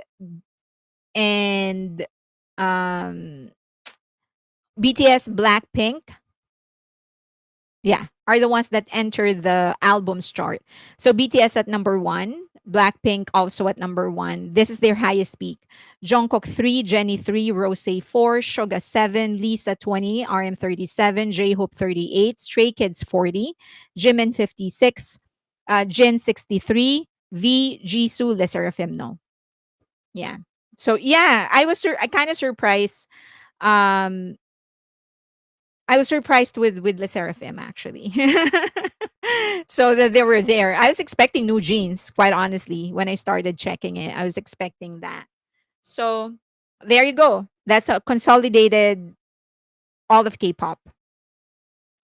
Gnarly got in the UK singles chart. So maybe they are there. I'll check on them. Okay. The Seraphim got into the chart. Yeah, let's go Femies. Looking at this make me wonder how long it took Fairy Lane to do this. I should never. I enjoy doing it, so I don't really mind. You know what they say: find a work that you enjoy doing, and you never have to work a single day of your life. Right? I enjoy doing it, and I'm glad that I have this platform to actually do it. I earn some money to at least sustain my daily. So I'm not gonna get rich, but it's okay. I enjoy doing it. Apathy got to number 3 on the Hot 100. On the Hot 100, yeah, it never got into number 1.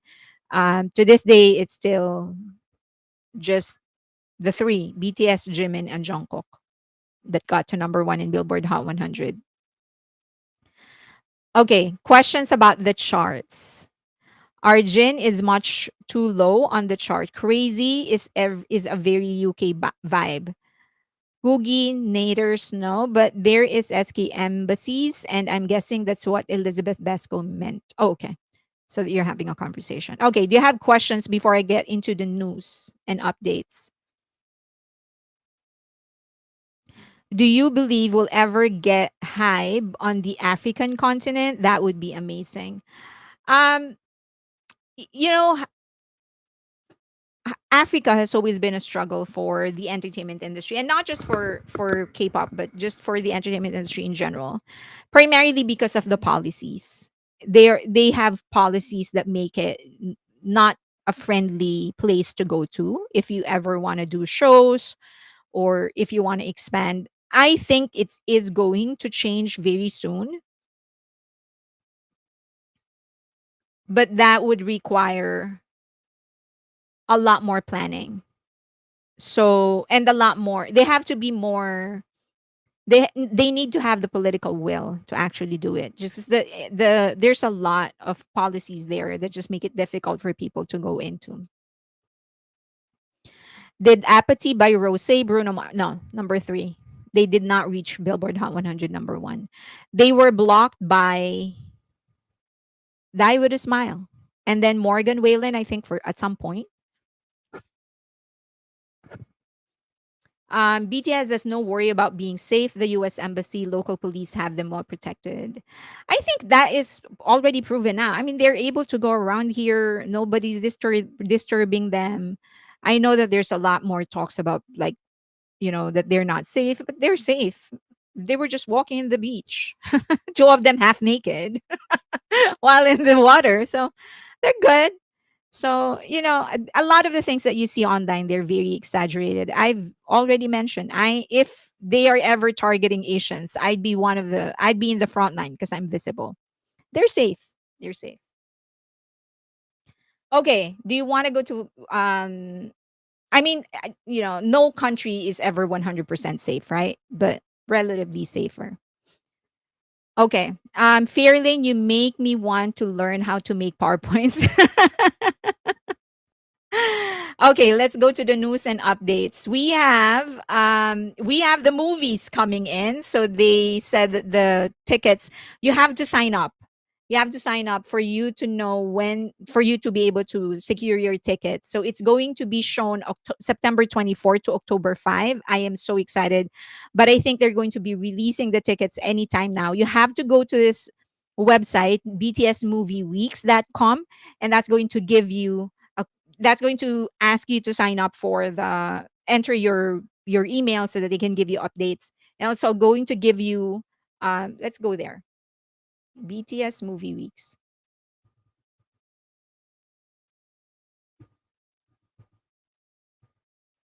Okay, so here, how it's gonna how it, this is how it will look like. So if you go there, it'll ask you for your email, um so that it can give you an update as to when the tickets are going to be available. So they'll ask for your email, you sign up, and then anytime now it should appear on your screen. I know it's blank right now, but that's just my internet. Okay, there you go. So you have that, and so you sign up for updates, and then if you scroll down, it's going to give you details. So there are three, one, two, three, four movies. So you have the most beautiful moment in life on stage, the 2017 trilogy. This is great. The world tour of Love Yourself, Speak Yourself, Wembley, and then the Suwutsu. Okay. Okay. So if you sign up, you're going to and then you scroll down, you're going to see all that. Don't they look good? They look so good. Okay. Epilogue, the Wings tour, Love Yourself, Master Suwutsu. Okay. So just sign up so you know when the tickets are all going to be distributed. Okay. So that's one. I'm very excited for that.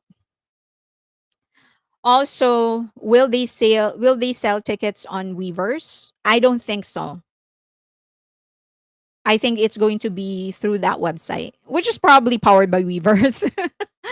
Tiny Tan. Oh my gosh. So apparently there will be two versions. So I thought initially I was like, oh my God, I'm going to buy from McDonald's 7 times. Now I'm going to have to buy at least 14 to try and get the entire collection. So there will be two versions, the Magic Meetup in, oh, sorry, there will be there two types of toys. One version, one batch will be depicting the boys wearing the same outfits they wore on BTS meal ads in 2021. If you remember, BTS had a partnership with McDonald's, and we're going to talk about the finances of that in the members only live stream. And then the other is that the Encore edition in September 23, in which they'll be wearing outfits that nod to the second legendary collaboration with the franchise. Okay, and then there will be a physical meetup in LA September 27 and 28. Let's see if the BTS members are going to show up. And finally, a Tiny Tan Power Up game accessibility by scanning a QR code on the Happy Meal box. So there you go. I'm going to be buying at least 14 times. Or at least 14 meals just to get the complete collection. Maybe I'll trade. If I have double or triple of something, I'll trade. Okay. Next. I'm very excited for this. So this is how they're gonna be. This is the first batch, I think. Aren't they so cute?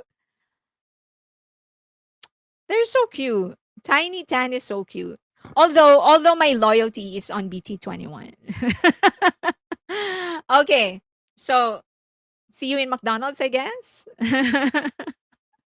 So these are the most streamed songs on Spotify. Sorry, the most streamed groups or acts in Spotify. BTS leads by a whole lot. It's 44.30 billion. Fairlane, do you plan on opening your own touring BTS exhibit or museum with all the double purchase over these? Okay, probably. If I do like a studio where I shoot the like interviews and stuff, then I will put those as decorations. How's that? So that people can come in and they can look at the collection and stuff. Okay, Blackpink is next, but it's 13.37 billion. That's not even close. And then Stray Kids, 11 billion. You have Twice, 10 billion. Jungkook, 9 billion. And then 17 at 7 billion, Jimin at 7 billion. So the top 5 would be BTS, Blackpink, Stray Kids, Twice, Jungkook. And then 17 Jimin, New Jeans, TXT, and Hypen for the top 10. But the gap between top 1 and top 2 is just huge, humongous. So I don't think anybody should in their right mind would even want to try and match that. So from 15.37 to 44 billion, that's just a whole lot. Okay. This is their global position. It's 18th place. Okay. And then so after Enhypen, you have Jenny with 5.43 billion, V with 5 billion, Le Seraphim with 4.5 billion, August D with 4.5 as well, Espa 4.3, Lisa with 4.3 as well, Idol with now just yeah, Idol only, not anymore G Idol. So Idol with 4.2, Rose with 4.1, and then Red Velvet, XO, J Hope, NCT, 80s, ITZY, IU, RM, IVE, and NCT 127. I think we really should be streaming RM and J Hope in order to get them up the ranks. August D, it's not so bad, but we can do better. Yes, we have to get BTS to the top 10. How do you get it without the meal? You wait for people to sell them or trade. There will be some people that will be selling them. I can guarantee. Or trade. Like if I get two of something, I'll probably just look for somebody to trade. Right? Okay. All right. Now this are for what is this? This is for okay. Let's get that made it worse. This is for the most streamed in terms of albums. So BTS still on top with Dynamite songs, sorry. Dynamite, Savage Love, um l- I can't read. Life Goes On, Butter, Permission to Dance. These are the most streamed songs. Permission to Dance, My Universe, and then after that, Roses on the Ground. Ah, these are albums. Okay, not necessarily. Oh no, sorry, singles. These are the most streamed singles in Spotify. Okay. All right. So that is your most streamed singles on Spotify. And then I saw this. This is supposedly the most streamed across all platform. Okay. So they're saying that it includes not just Spotify, but Apple Music, Amazon Music, and all of those stuff. My question is, how did you get Apple Music when they don't publish the number of streams? So I'll say take this with a grain of salt because I don't know where they got the numbers of Apple Music. Apple Music did not release it. They've released the ranking. They haven't released the total number of streams per song. So I don't know where they got this, but they're claiming maybe they're right. I would love to know where they got the numbers. So they're claiming that BTS all in all has 85 billion streams, followed by Blackpink with 28 billion. And then Stray Kids with 24, Twice with 23, 17 with 18, Jungkook with 18. And then Jimin with 15, New Jeans with 14, TXT with 12. Okay. But again, take this with a grain of salt. Until I am able to verify where they got the numbers of Apple Music and Amazon Music, just chill. Okay, Fairlane's times almost up. Where's our emotional support photo? I will try to get there. Oh yeah, it is 2 hours. Okay. Um, let me see what's next. Okay, here. So the reason, so they're saying that for last year, sorry, for Q2 of 2025, 40% of high income actually came from J-Hope solo tour. So this came from the Hyundai Motor Securities because they track the income, the revenue report of every company in South Korea, and they're saying that 40% actually came from J Hope's concert. Imagine that, the power of J Hope. World albums chart: BTS, Jungkook, sorry, Jimin and Jin actually entered the chart for August. A new word was introduced to the Cambridge Dictionary, and it's Delulu. Cambridge Dictionary now acknowledges, and it's official. The word Delulu is in the dictionary. Now they're crediting Jimin here because a newspaper apparently a newspaper in the UK use this to describe Jimin. Jimin has a lot of Delulu fans. So the inclusion, because publication in a legit publication in UK acknowledged it, it became a part of the dictionary. So this is the original article that talked about it. So they call it the Jimin effect, as new words was added to the Cambridge Dictionary. Yeah, if you go to Cambridge, it's there. So UK media actually reported on Jimin's Delulu fans. So they were talking about the trends and all of those stuff. So they actually mentioned Jimin twice. One is to credit him for the Delulu. They said that Jimin has a lot of Delulu fans and explained what the word mean. And then the other, they have the here's the actual article. I do, however, need to introduce to you the Lulu, the current online slang term. It's so funny. It's short for delusional. It sounds like something Patsy from AbFab, I don't know who that is because it's a UK thing, I guess, would coin after. I can't believe they actually included this in the dictionary. But anyway, okay, if you go down, I love Jimin as much as the next girl. But let's face it, nobody in BTS is destined to end up with anybody who still uses public transport to get to work. Okay. All right. So they use Jimin as an example of that. And then also they in the UK they had this like the hug me meme phenomenon because of the way Jimin was hugging his members when they met each other when they welcomed Jin when he was discharged from the military.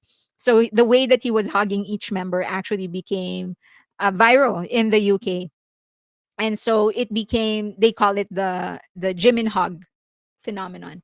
Ab Fab was fun. Okay, I don't know what that is. But it was just so funny that because of that, it was now added to the dictionary. Okay, and then Billboard Hot 100, Gabriella re-entered. So this is their fourth week on the chart, and they are at number 76. This is their new peak. Okay, this is their new peak. All right. Okay, and then Billboard Hot 100. These are the girl groups that actually entered the chart. Gabriella, Cat's Eye is a girl group, but they're not K-pop. And then Strategy by Twice, it's there. Takedown by Twice, it's there. Apathy and Jump. So all entries from K-pop excluded Cat's Eye because they're not K-pop. They're all from girl groups. Okay, so just to make it clear, 74 Jump.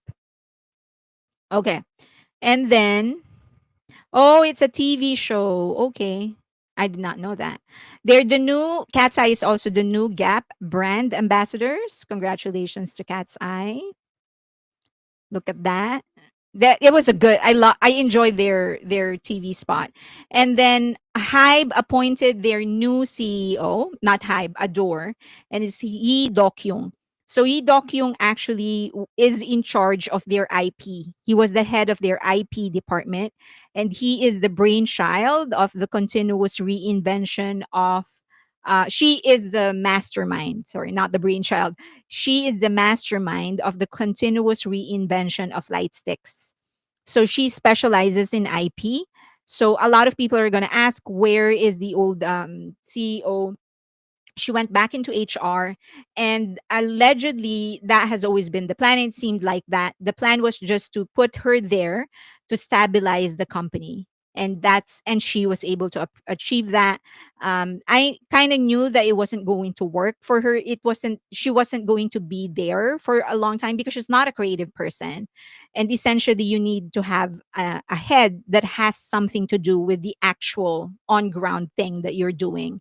She doesn't have any experience building up talents, creating music or whatever. So I knew it wasn't going to be a permanent thing or a long-term thing. So they said that she achieved her goal. She was able to stabilize the company, and so the new CEO enters the scene. And great, another woman. That's great.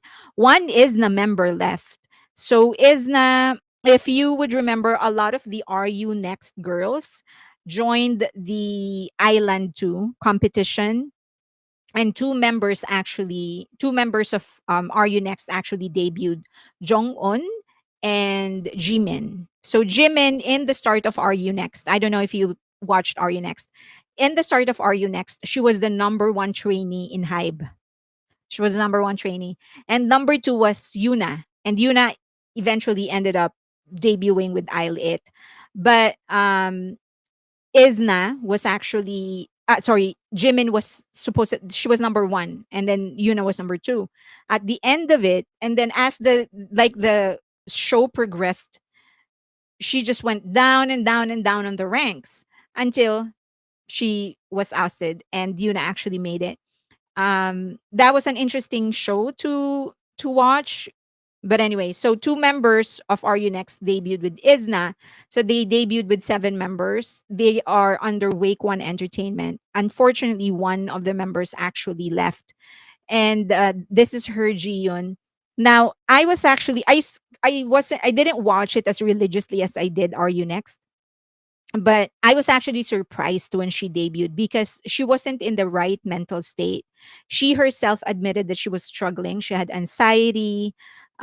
depression. But she did say that she was fighting through it in a video. She explained to her fans that this is something that she really wanted to do. This is actually the video here. She was talking about, she explained that she had depression, anxiety, uh, but she didn't want to give up on her dreams. That's why she pursued. She said she wants to be a performer. She had to fight for her dreams. Okay, so but now that she left, okay, but now she left, and there's a huge, of course, it's fans. They will always say that she was forced out, that there is a reason why the agency didn't want to support her. But I think it also talks of a bigger issue of mental health, right? And this is the mental health thing is not just a it's not just a primarily a South Korean thing. All countries across the world, especially in the West, a lot of performers are actually struggling mentally. So I just hope that she is okay, and that, but she's still signed with the same agency, unfortunately, or fortunately, I don't know. But yeah, now comes your emotional support picks. This is Jin. I hope you like that shot.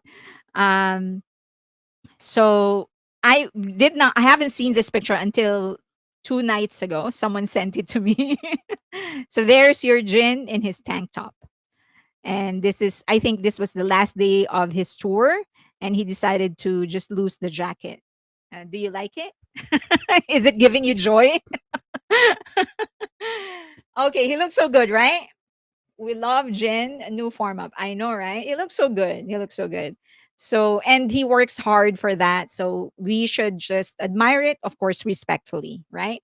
The same way I would look at my friends who go to the gym and like, hey, nice biceps or whatever. That is a very nice bicep, and he takes care of his body well. I surely am happy that he was able to do so even during the tour. Okay. So thank you for that. There's your gin. Okay, maybe I should okay, and then that isn't that even better? That's Jimin for you. Someone actually converted the 144p into an HD picture of Jimin. This was during their last live stream when they were saying goodbye. He just gave the entire army population a big kiss. So, isn't he cute? Oh my god, our chick. Okay, the official chick of the world. And then you have Suga, August D in his tour, and he always does this. He would hang on the bars and stuff. So this was just a good shot because it showed him in every angle in the same moment. And it was nothing short of admirable to have four people actually be able to compile and put their pictures together so that you see him in every angle. Okay, that's your Shoga. Yoongi got buns, but then he also got a sweet smile. Right? He's got buns, but he also has a very, very sweet smile. And that is your that is your emotional pick of the day. All right. So in the next live stream, if you have more questions, send them now. And I'll answer them before I go. But in the next live stream on Friday, I'll try to do it. I will do it on Friday just so we can see. We're experimenting on the time, right? So, okay. So I'll do it Friday. And I will be discussing, as I mentioned in the post, I will be discussing the income estimate of the income that BTS got from their McDonald's partnership, and how much they will get for this partnership, and how much they're getting from BT21. I can, based on what I got, based on the information that I got, I have not seen, I'm not their accountant. I have not seen their checks. So these are estimates from the industry. So the income of the general IP. I'm not talking about their specific income. So I've never seen their bank accounts or contracts or whatever. So, but based on that, BT21 is by far, it's not even close, the most successful IP by any group, by any act actually. the most successful. Um, of course, we have to include those that the IPs that eventually got co-owned by celebrities. For example, Fenty of Rihanna. That is just the most successful, 'cause but she co-owned it, right? This one is an IP that they co-created with Line. So they're the most successful. It's not even close. So all right. So I'll see you Friday for Debak Trips money. Okay, thank you. Devak is very close to I'll do an accounting next time so that you see the progress of the contribution. Okay, so thank you. I see the boycotters trending on X over McDonald's promotion. I know. I have several people messaging me about it. And I'm like, I don't know. I'm buying. I'm gonna buy from McDonald's. I've always bought from. As I've said, I love their coffee. So okay, I wonder if they do. They will do VOD for those who can't go to the movies. Maybe they always do. So most likely, is there a link in Patreon for members live stream? Yes. I always paste yes, yes. So I will paste it earlier this time. So I'll paste it tonight or tomorrow in preparation for Friday so you can if you need to make plans. Okay. The boycotters are so silly. Block them. Block them. If they're harassing you, block them. You can grow things without ruining everyone else. Grow an empire without being reckless and tearing a good thing down. I'm for capitalism, but I'm also for fair play. The balance is tricky. Very. It's always tricky. Life is tricky. I'm sick of them. Bye. Block, block, block. Okay, thank you, everybody. I'll see you for those of you, the paying members of Patreon and YouTube. I'll see you Friday. Bye.